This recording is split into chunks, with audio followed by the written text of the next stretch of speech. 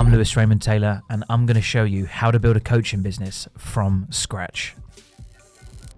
So here's my top tips to becoming a CEO. First one is decide, because guess what? You're the owner of your company. And the best way to become a CEO is to own the company that makes the decisions on who gets what job title. So tell yourself the CEO, and now it's your job to step into the mindset of that CEO.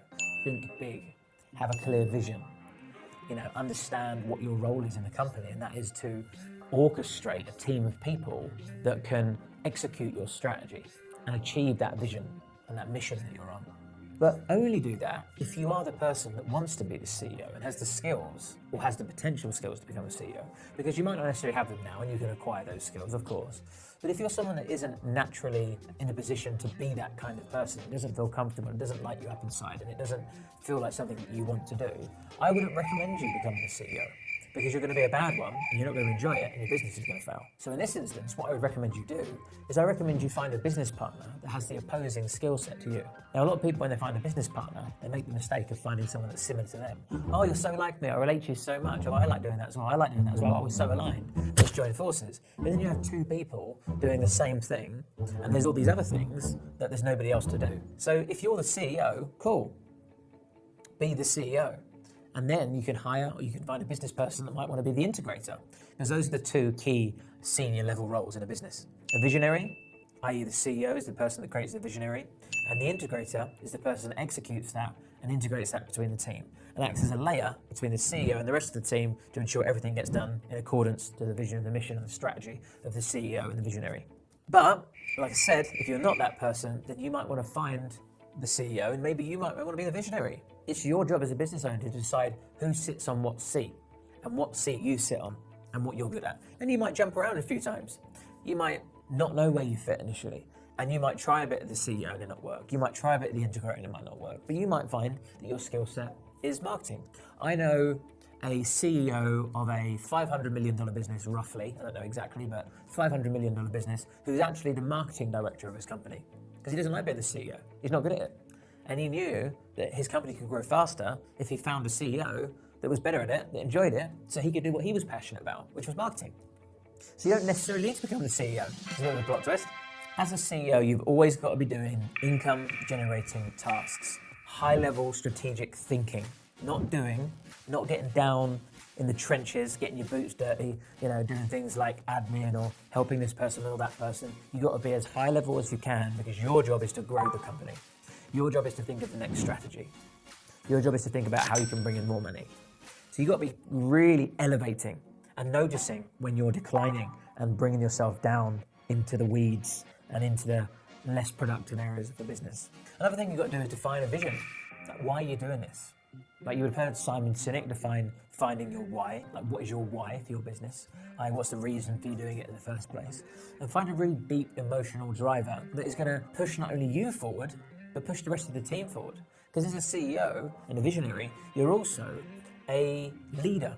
And you want your team to also adopt the same vision, principles, morals, and values as you do, so that they're an extension of you. So why are you in business? What is that reason? And how can you define something so captivating that it can really hit you in the heart and the people within your team? I've spoken about this on another episode, but you've got to delegate, hire, and automate. If you haven't got an assistant, you are the assistant. If you don't delegate, you have a long to-do list, you don't get anything done, and you especially don't get anything high-level done. If you don't hire, you're just a one-man band. You're self-employed. You haven't got a company. You're not a CEO. And if you don't automate, everything is happening manually, and it's getting messy and confusing, and it's going to cause you to always have to lower your level of thinking to get down in the weeds to help people out that are getting things wrong or mistakes that are happening or problems that are occurring. Automation is efficient. Hiring allows you to build a team of people that can work for your vision. Delegating allows you to not have so many things on your to-do list so that you can keep your to-do list short.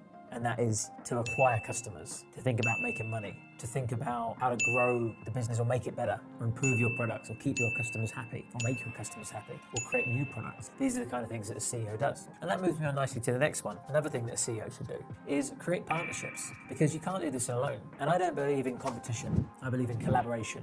And I believe that you should be utilizing the resources that are available in other companies. So there are other companies that might have access to an audience, that might want to buy your products. There might be friends that you could meet in the industry that are at similar positions that you can share knowledge with one another.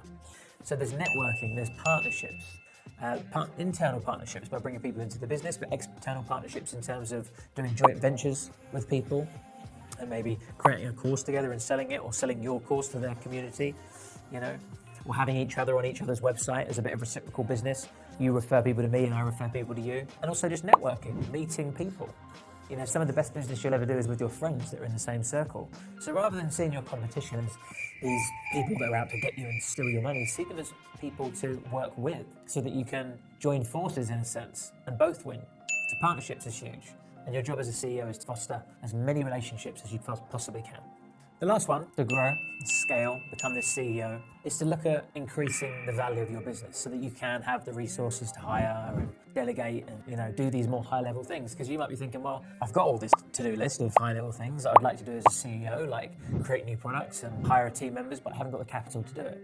There's a few ways you can do that. One, you could do a nice big launch of a product to make some money, or you could look for investment. And you can get investment from family and friends in exchange for shares in your business. You can do that from angel investors, and you can also do it from crowdfunding. Crowdfunding is a route that you can go on platforms such as Crowdcube or WeFunder. There's many different platforms that you can use where you can actually upload your pitch deck, upload your business idea, and you can advertise publicly what you do and what your vision and mission is and the things that you want to spend that money on. And people might contribute small amounts of money that equates to large chunks of cash.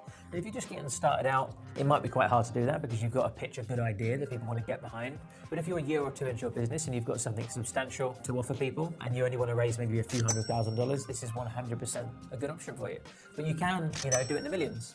We're about to do a crowdfund raise. By the time you're watching this, we probably would have even done it. So Google it and find out how much we made. But we're going for a couple of $1 million. There's extra capital to invest into virtual reality and app development and all sorts of exciting things that I know as a CEO I need to be doing to move the business forward. So that's another thing. Get some cash in the bank. That's always going to help you. But the main thing is deciding, owning the role of CEO. If someone puts a task on your desk and it's not a CEO, push it away. Tell someone else to do it. Remind yourself that you're here to be the leader, to create a vision, to make money, to come up with ideas, to be a director, to think, not do.